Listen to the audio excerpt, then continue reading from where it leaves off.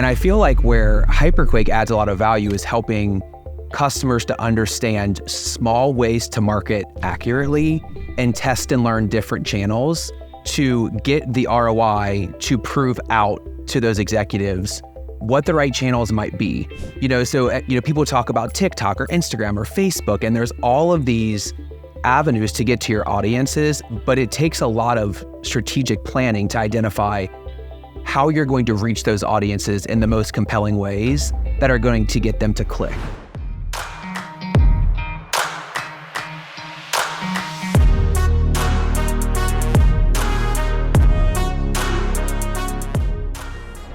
Ryan and April, welcome to the Thinking Project. Thank you. Excited to be here. Yeah, I'm excited too. Let's talk about, I know you guys are with HyperQuake, but let's talk about something right off the bat with marketing, which is, nobody likes to talk about it, but wild times right now. Everybody's cutting back. It's the elephant in the room, right? It's the elephant in the room. And, okay, I'll answer the question, but tell me your thoughts. Isn't it always like, we flirt with like, on the border of like gaslighting when we talk like that, right? Like sales and marketers are like, it is kind of a hard time. And then you get on like TikTok and it's like, well, if you were a real marketer or salesperson, you'd make it happen. And you're like, well, I don't know if that's what we should be talking about. Mm-hmm. It's the truth. It's never a hard time. It's always a hard time. Yeah, you're like, okay, all right. Mm-hmm. You're like anybody. And so I'm always like, but sales and marketing is one of those things where if you don't put in the effort, that's why I'm like, I say flirting with like gaslighting, because it's like, if you do the work, you get it. But yeah, it feels like now you have to do 100 times instead of 10 times. Yes, exactly. That's why it's always a hard time, and you're always working, you're always putting something into it. Yeah. No matter what's going on in the world. But when the world is the place that we're in right now, where everything is so unsure and so shaky, it's more that the tensions are higher, so the emotions are higher with everyone involved. Emotion, yes. Yeah, and I think to build off of that, there's a lot of ways you can do marketing, and I feel like marketing is such a taboo word right now. CEOs or executives are like, oh my gosh, marketing, you need an X budget to do that.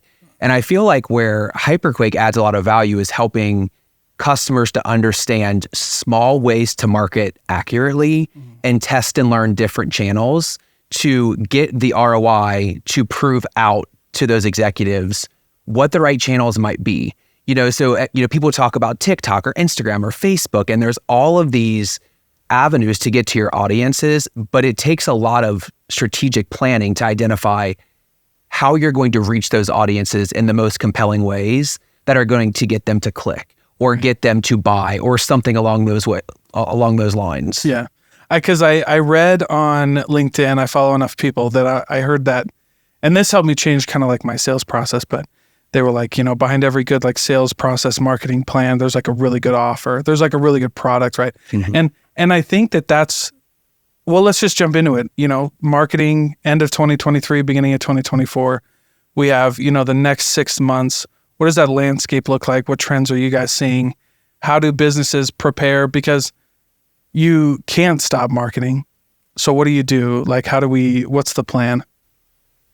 I feel like it's about being a smarter marketer. Okay. And smarter, of course, is like a gaslight word, right? But at the same time, the work that HyperQuake does is go back to understand our audience. Why should someone care? Why should someone even care about your product, your service, your offering, and helping to identify those values of what's relevant right now and thinking about that customer journey and the proper messaging, to actually get to market. So that's the work that HyperQuake does up front, is understanding those audiences, what drives them, where are they spending their time, what platforms. And a lot of that work is then handed over to April and their team to identify how does that actually start to infiltrate into the market. Mm-hmm. So, I would look at them as like, they are the doers or the executors, or they're the strategists behind reaching these audiences. We're helping to identify the content. What does the audience care about? What's going to get them to move, to click, to buy, to get share of wallet, and all of those upfront barriers that we're trying to remove to give them a seamless, a seamless campaign or a seamless strategy to execute across. Yeah, because no matter where we are in the world, like people are still buying, and people are still buying things that they need and don't need. It's the smarter marketer's job is to tell people what they need and don't need, because people, that's what they're waiting for. Like, they just, in whatever channel they're at, wherever they're playing, wherever they're working, they want to be told what they need and don't need. Yeah. It's the reason why people buy iPhones. Don't need it, but everyone has one. Yeah. So that's what we're working with. So that doesn't ever stop, no matter what's going on in the world. What it's about is finding exactly who your people are, so you know how to talk to them. Mm-hmm. And then on the execution end, it's targeting them in the right way to get them to move. Mm-hmm. And that's where it gets scary. Like, if you're a non-marketer and you start to think about this world of marketing, it's like, I'll go back, TikTok, Instagram, X, or Twitter. Like, where do you show up with the right content that your audience believes you, trusts you, and wants to actually engage with you to whatever conversion looks like? Mm-hmm. It's a click. It could be a LinkedIn like. It could be a purchase of a $500 good, but we have to understand what's going to move people to move products. And that's what we believe at HyperQuake is, like, you have to give them a reason to care.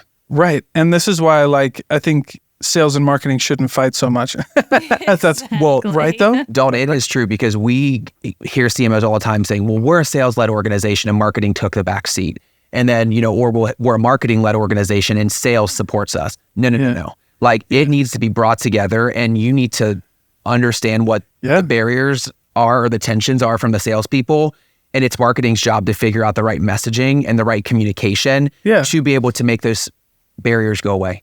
They should not even exist, literally. For sure. Well, and one of the things that you mentioned, so I love I'm more of like a modern day sales approach, which kind of marries the two, because when I teach salespeople, the only questions that you have to help somebody answer in the buying process are like, why change and why now? Mm-hmm. Right? Like, we handle like in marketing, we handle objections on front. That's why we have like an FAQ page. That's why we take, like, if you've got like the elephant in the room, you let them know that at the beginning of the video, and then they'll stay and you're right. Like, I just think that if you have more of like, why change and why now? Yeah. And that's what marketing does. And that's what salespeople should capitalize on. If marketing, brings them in, we should carry the torch. Well, I think it's marketing is always solving a problem. Yeah. There's always some issue that exists. And, we're a business, we have to market our services. And we help other companies market their services. And we just went through a long exercise, and it took a while for us to understand and like really peel back the layers. We need to be focusing on individuals' real problems. So like our customers, CMOs, heads of brand, heads of marketing, we need to be hitting them with a message that they're fighting with themselves. Their board, their CEO was just like, go sell more X.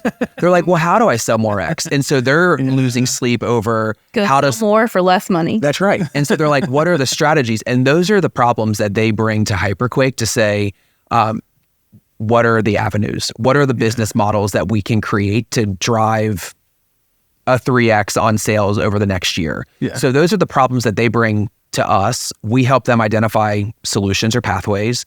And then once we've identified that those pathways or solutions like work with that audience, we then can like pull April and her team along and say, how in the heck do we do this? Like, how do we actually, make this a reality? What's the ad spend? Mm-hmm. What are all of the, the critical components to actually getting to market now that we have an aligned strategy and vision? Yeah. I like that. So what do you do at HyperQuake, April?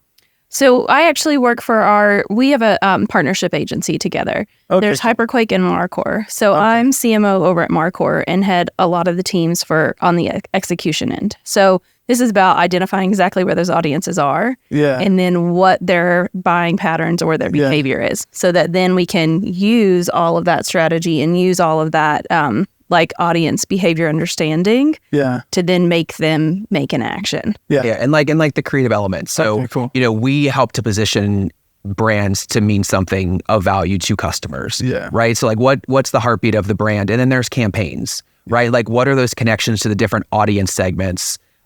What's the language? What's the verb? What's the verbal? What's the visual? What's the video? What's the clip? And the creation and direction of all of that.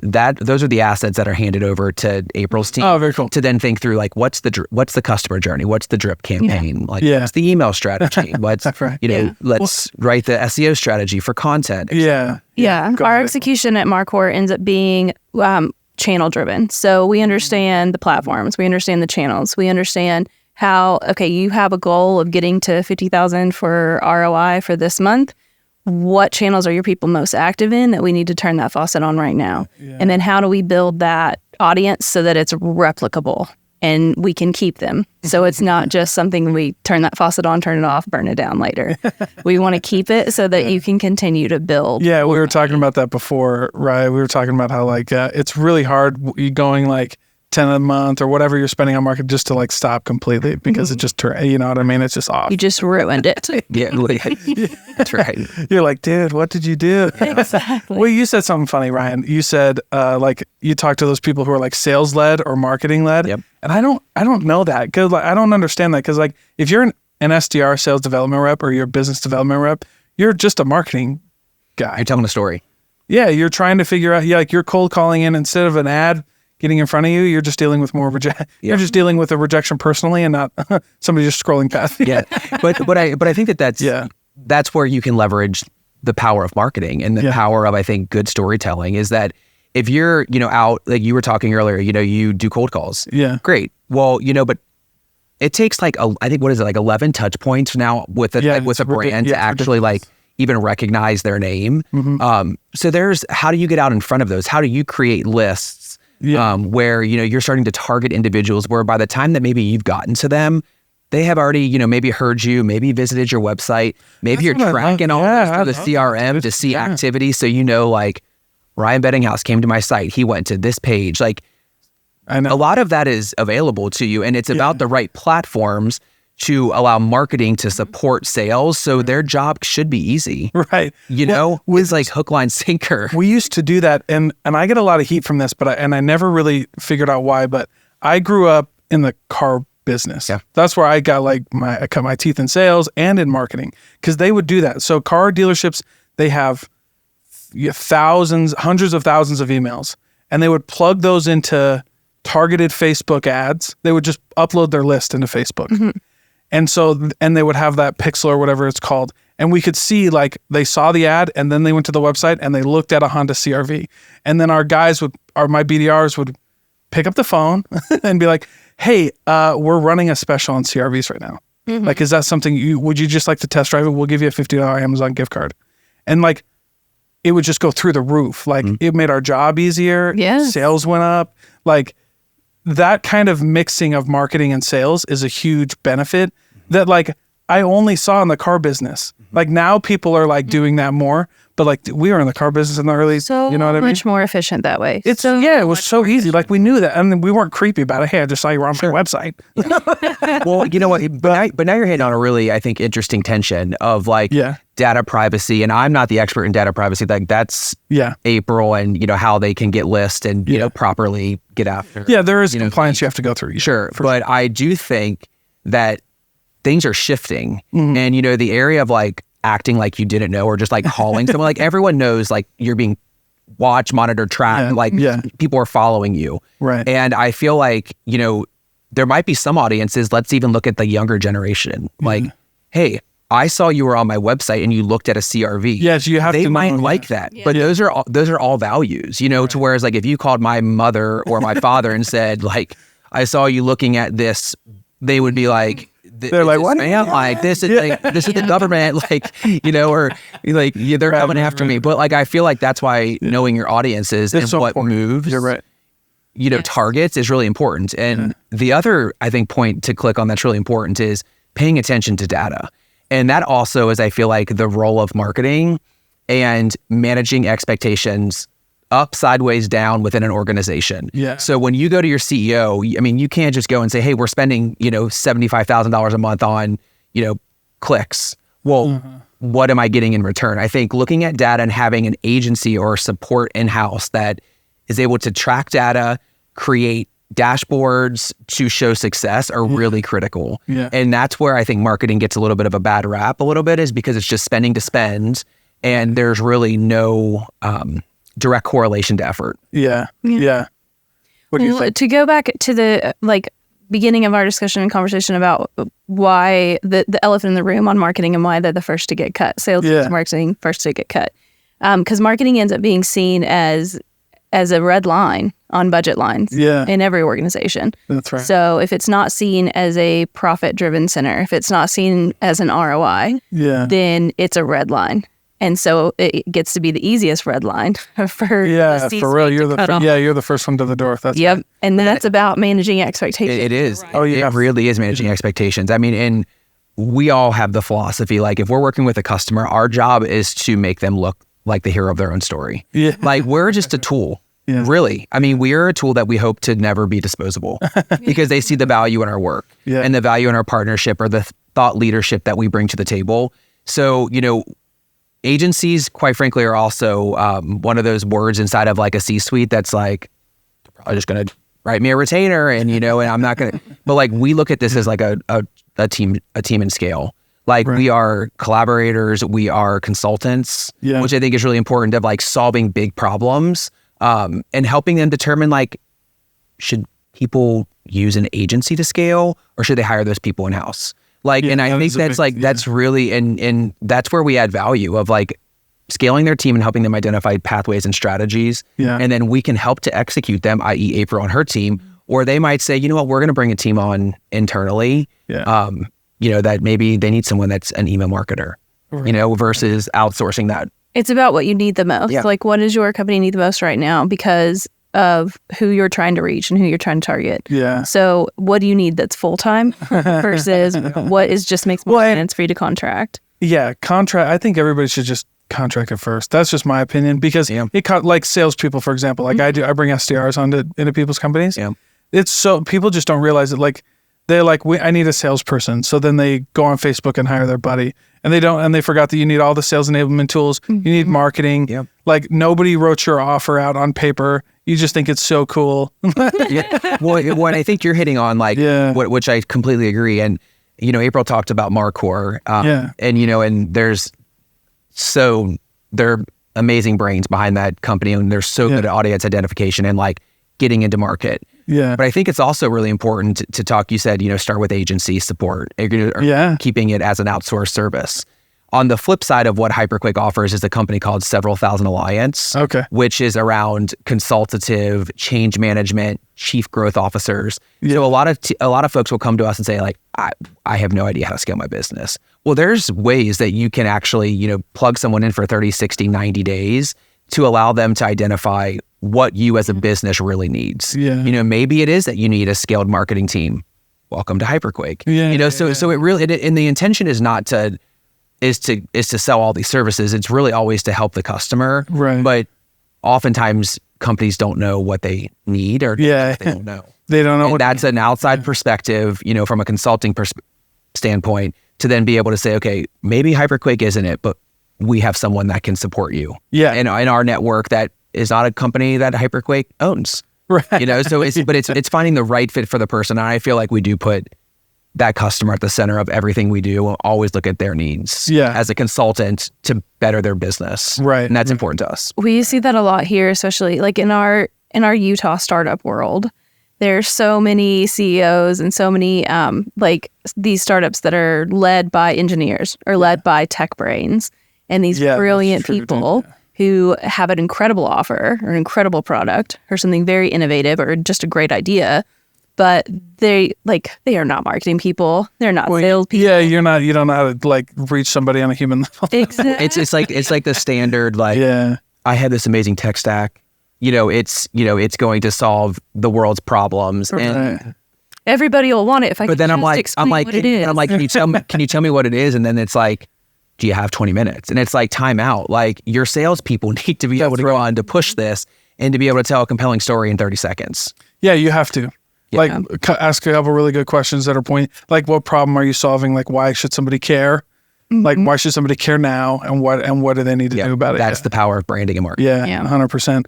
Well, I really appreciate you guys coming on. And sharing your story. Tell everybody where they can find you though. HyperQuake. And what was your company's name? Marcor. Yep. Okay. Marcor.com, HyperQuake.com. Yep. There you go. Ryan and April. We're both Utah. Utah Oh, you're from Ohio. I am from Ohio. but Midwest we're boys. both, Let's go. yeah, Are you Tennessee? Yeah, Tennessee? from Knoxville. Knoxville. Yeah, we Let's moved here about go. the same time, Ryan and I, to come lead all the efforts over here for Awesome. you, for Marcor and for HyperQuake. That's awesome. Yeah. Well, thanks for being here, guys. I really appreciate it. Absolutely. Thank you.